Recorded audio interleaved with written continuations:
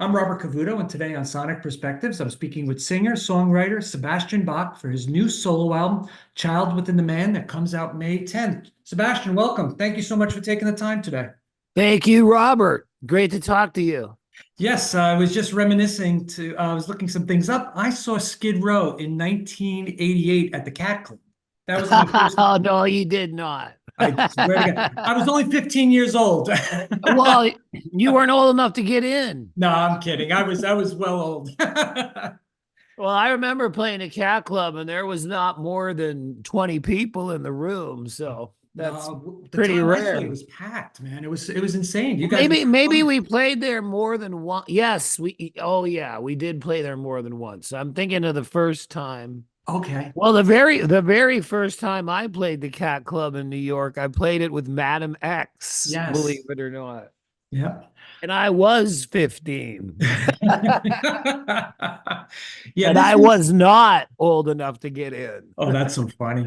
Yeah, this was like 88. I think the album was just out, scenario. You were on tour for it, and what Yes. a great show. You guys are on fire. Well, now that you remind me, I remember we did an iconic poster of Skid Row in the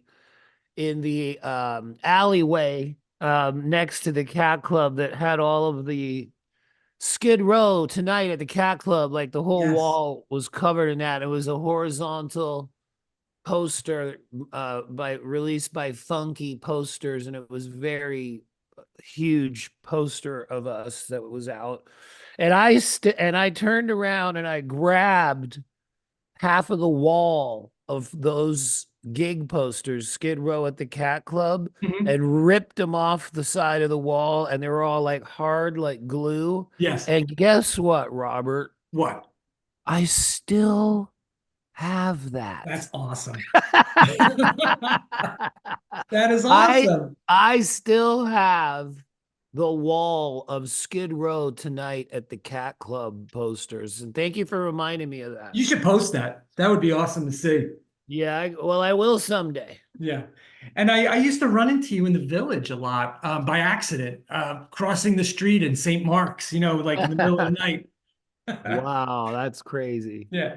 Well, listen, I just want to say it's a pleasure to speak with you today. I love the album. It's crushing full throttle. You didn't take your foot off the gas the whole entire album. So congrats to you. Well, all I'm trying to do is make the best record I've ever made.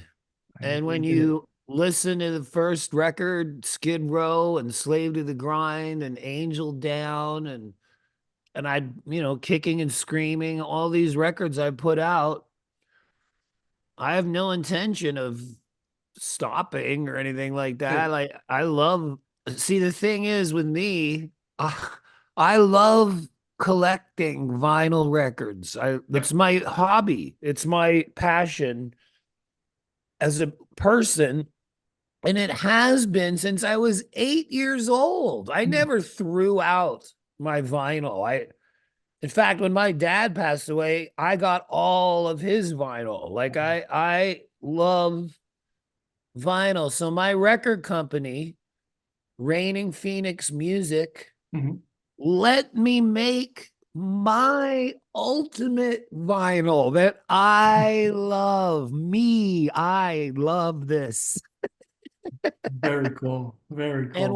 what I collect specifically is records from the 70s. Obviously Kiss, Right. Aerosmith, Van Halen, late 70s, AC/DC, like those are my favorite albums, and I love the way like my newest vinyl fetish is the band Mountain. I cannot get Wow.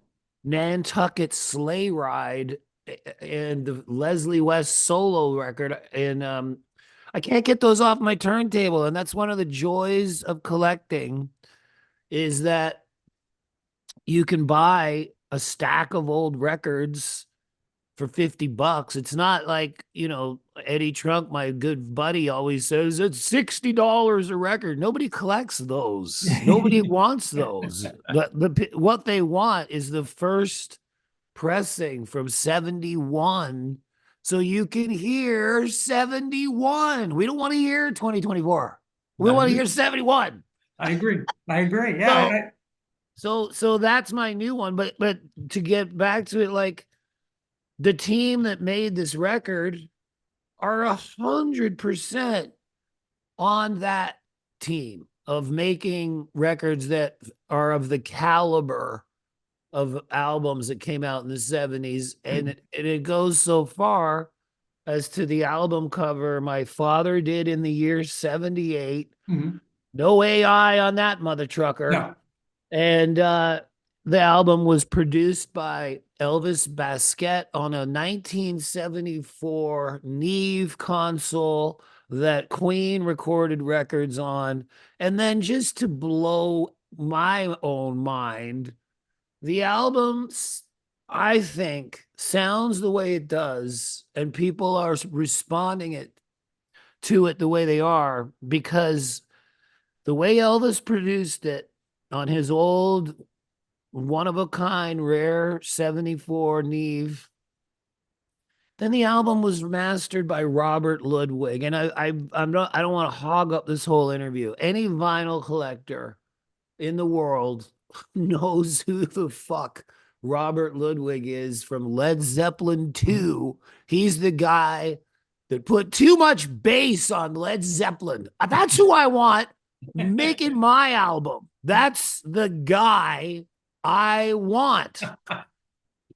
And I got him incredibly. Like, it's just incredible. He's in his 80s. And I wanted to interview him about Zeppelin and Kiss Alive and Steely Dan and the Eagles, and he's laughing. And he goes, he didn't want to do interviews or anything. He goes, but I do want to master your record. And I was like, oh my God. Like, it's just, I made my own record that I love, and to the ultimate detail in every way. So I got what I want. So nobody can take that away from me. And the first video is well over 1,200,000 views. And that's already enough for me to be inspired to do a next record. The record's not even out yet. And the response to those videos, I didn't know that was still possible. I didn't know I could get a song on the radio. Like, I didn't know that. I did not know that. And I can. Fucking right I can. Well, it's a great song. The first single was a great song too, you know? Well, I to have an FM radio song that's really doing well in American FM radio in 2024 is just mind blowing to me. It's mind blowing to me. I can't even fucking tell you what it means to me. Like, to be doing it this long and now to be on the radio again. It's like, my God, I can't even. I personally think it's cyclical. I think it's coming back. I think hard rock, heavy metal is going to come back. I think people are tired of pop and, the nonsense that was putting out for the last couple of years. And I think they're coming back to roots and they want their hard rock. And Well, like I remember years ago, everybody was responding to the singer Adele. Mhm. And when I heard her music, I said, you're responding to her voice. You are responding to the fact that you're hearing a human being belt out a song with talent and passion. And that's what you're fucking hearing. And what do I got to lose? You're hearing me sing like, it's not auto-tuned and fucking perfect. It's dirty and it's rude. And No, it's real rock and roll. and I think it's also very personal. And I was going to ask you, do you feel that the title of that song is like your mantra? Does it sum up your musical career? Like, give a F and, Oh, what do you got what? to lose by doing it? Well, yeah, it's kind of like, I just love the sentiment of that. And I do think it, I mean, everybody has influences and everybody knows I'm like John 5. I'm like a uber Kiss fan, and there's a funny story about that because I couldn't listen to my record for a long time because it was killing me that it wasn't out Yeah. and that I wasn't allowed to talk about it. My management didn't let me fucking speak about it, and it was like torture. I would go out to dinner with my friends and they go, "What are you doing?" I go, "I'm watching some TV and shit." Meanwhile, I got this fucking album that is so incredible that Yes. I've been doing everything I can to make it great. So what do I got to lose? The title, it makes me laugh because I don't say that in the chorus. I say, what have I got to lose in the chorus? But then I say, what do I got to choose? Okay. So in that time that I was not allowed to listen to the record because it made me nuts because I love it so much. It would make my heart fucking pound. Yeah. So I'm getting the lyrics together for the record company and everything.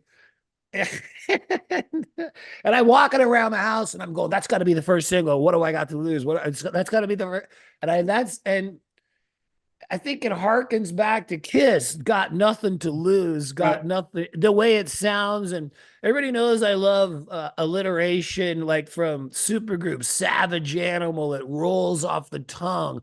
And to me, walking around my house, what do I got to lose was the title. And then when I fucking listen, when it was time to put it out, I'm listening, I go, oh shit. You know, that's not what I say. But so I go, fuck, I got to change it to what the lyrics are. And then I said, what have I got to lose? I go, no, I'm not changing it. It's got to be what do I got to lose with a question mark. And then I said, well, can you do that, Sebastian Bach? And I go, well, I got one word for you, dude. Cygnus X1. Okay. Mhm. If Rush can call a song that, I can call a song whatever I want. And I think that's when you say it's very personal, like it's I told you that story because it's beyond. Yep. It's me working for 10 years with my crazy fucking rock and roll love of rock brain on this. And this is the result. And I could not love it any more than I do. I could not love it any more than I I love know, it. I know you've been very busy touring, but do you think this album is a comeback of sorts for you? In a business sense, 100%. Hmm. Because the difference between this solo album and my other ones is that this is the first one where I have an international team of people Hmm. that are working my fucking ass off, dude. And like, I gotta tell you, like, I be careful what you wish for, Sebastian, because I am not having any days off or any. I am busting my ass. I shot two new videos last week and I was up till 2 in the morning returning the Ryder truck because I had to put paintings and fucking gargoyles in the video and Awesome. people are like, they're not going to be in the video. I'm like, yes, they are. I need these in the fucking video. And I'm They're right here in the truck. I got them. They're in the I wa- video. yeah, and then at the end of the video shoot, everybody's partying, and I got to go return the Ryder truck Oh at my 2 God. a.m. and then fly to LA to rehearse with my band for the Rainbow Show at 3 p.m. because Brent Woods is also in Gene Simmons' band and he's not available, and I got to fucking fly at 7. Like everything is crazy, dude. I It's hear you. really, but I love it. I love it, especially after the pandemic when I didn't know if we would ever get a chance to do this again. I don't take anything for granted at all. And I really, really enjoy every plane flight and hotel room. And I enjoy everything because I didn't know if this would ever fucking happen again. So And it came I'm back. really digging it. You know, we were talking about the first single. You co-wrote that with Miles Kennedy, who's known for being very serious, songs with Alter Bridge, Slash. Did Yeah. you have to tell him this is going to be a fun old school metal song and the video is going to be fun and entertaining? And No, I really, didn't tell him anything. He said to Elvis, the producer, would Mhm. Sebastian be interested in hearing some of my ideas? And I Wow. go, I haven't read this come across in any of the interviews that I've done. And I've done about 1,000, and I say it all the time. I hope it gets through on this one. I just want to say thank you Mhm. to Miles Kennedy for paying it forward or paying it back or whatever the term is, because I can only assume that in 1989, Miles Kennedy was a kid rocking out to Skid Row, Mhm. Youth Gone Wild, like the whole rest of the world was. And I can only assume that's why he came to me Wow.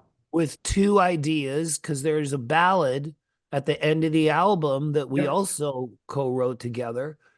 And he had like the first verse of these songs and the first chorus. It was kind of like when I see the Eagles, Glenn Fry describe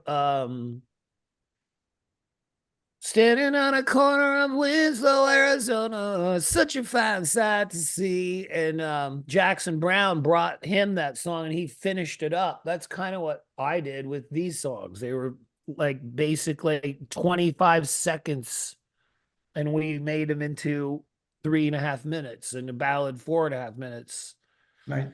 And I just have to say thank you, because there's I cannot think of any bigger way to hit for him to say thank you to me for whatever happened in 89. For him to do that in 2023, it has really touched me. And I just want to hope he knows how thankful I am for the success of this. I can only assume that Yeah. he has a lot to do with it. And thank you. Like It's a nice for sentiment. fucking there's a lot of guys that say Sebastian was one of my biggest influences and I love Skid Row and that was my favorite band, but they don't write hit songs with me. Yeah. like they don't get my voice back on the fucking radio. Like, Yeah. holy Huge. shit. Huge. Like that is huge to me. And I just really hope that Miles Kennedy knows how thankful I am to him That's terrific. for this song and also the song To Live Again.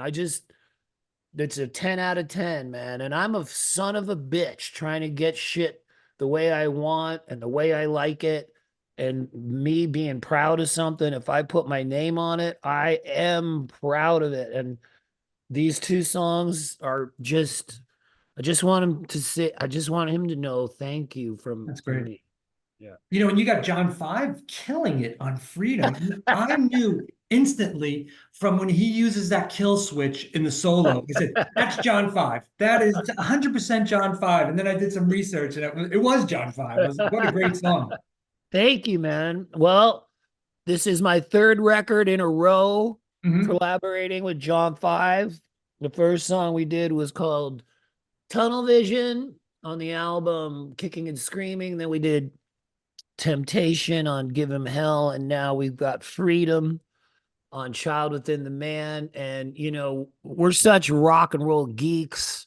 And I talk about Elvis Basquet and his old gear that he has. Mhm. And if you listen to the beginning of the song, where it's got that phase shifter on the and it goes down like I can't describe it.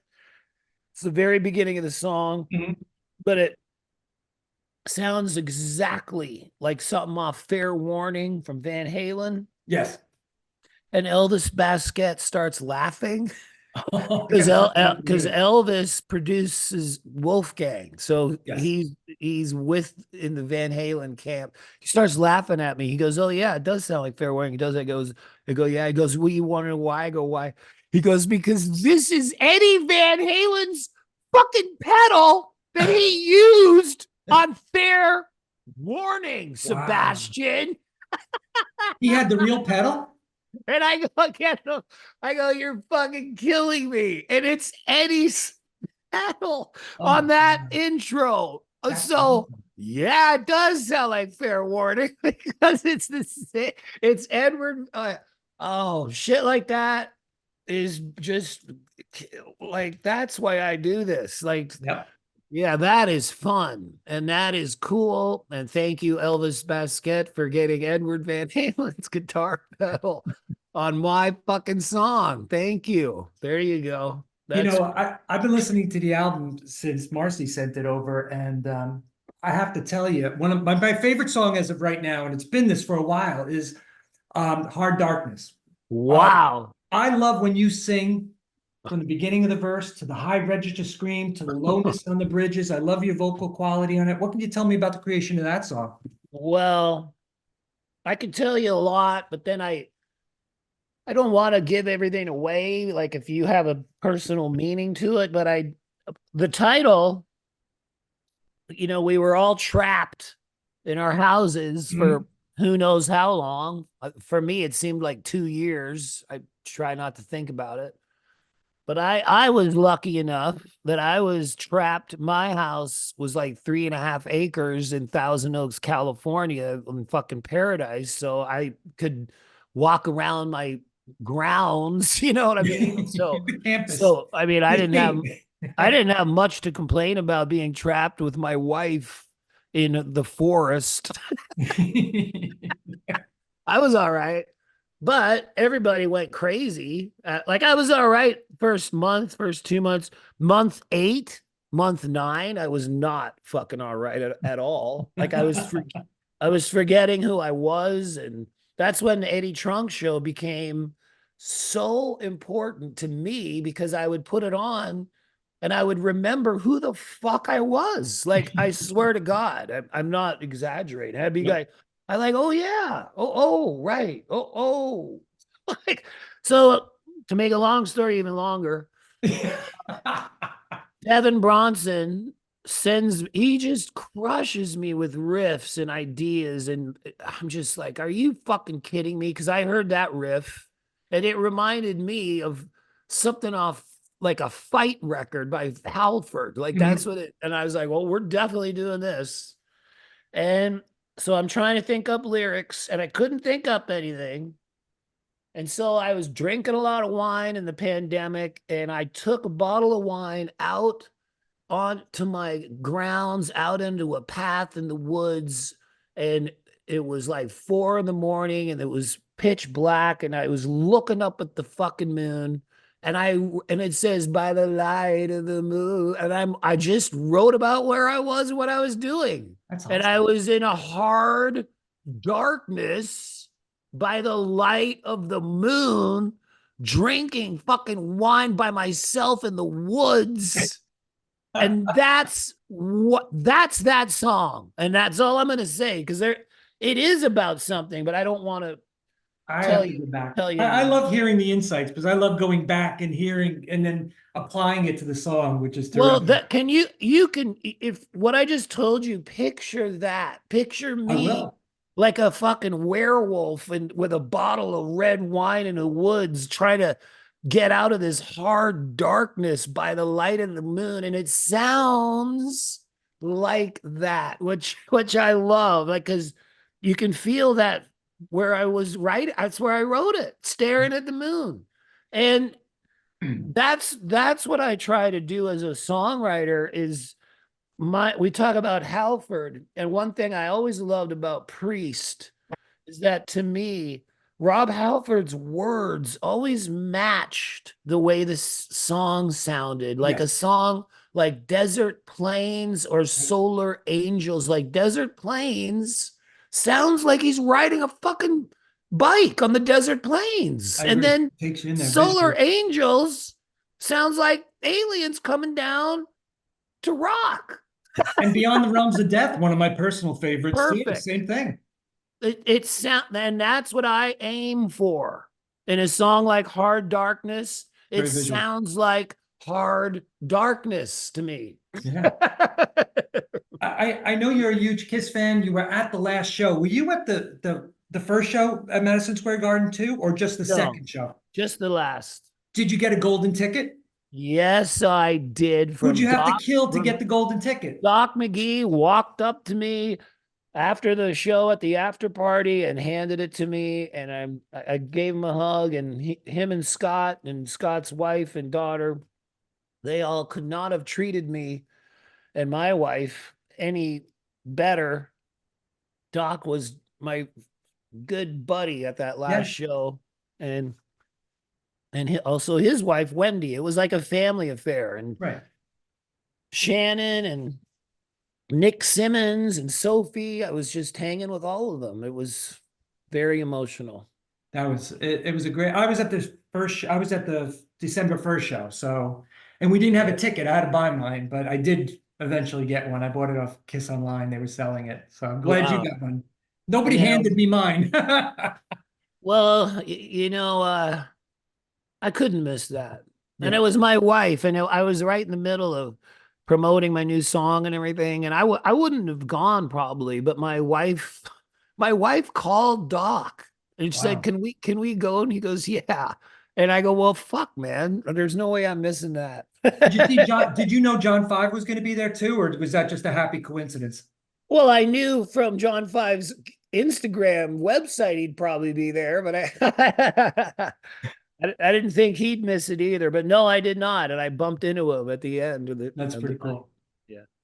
Well, listen, I want to be respectful of your time, Sebastian. It was a real pleasure to speak with you, and it's always a honor to talk with somebody great like yourself. So thank you so much for the Wow. insightful interview. I appreciate it tremendously. Thank you for enjoying and getting the word out on the record and being part of Team Baz in 2024. Thank you. Welcome to the team. Hopefully, I see you. Yeah. Hopefully, I see you walking down in the village sometime soon. Well, if you maybe the Las Vegas Village. Maybe next time I'm down there. All right. Right on, Thank man. you, buddy. Thank Have a good you. day. Right on. Thank you.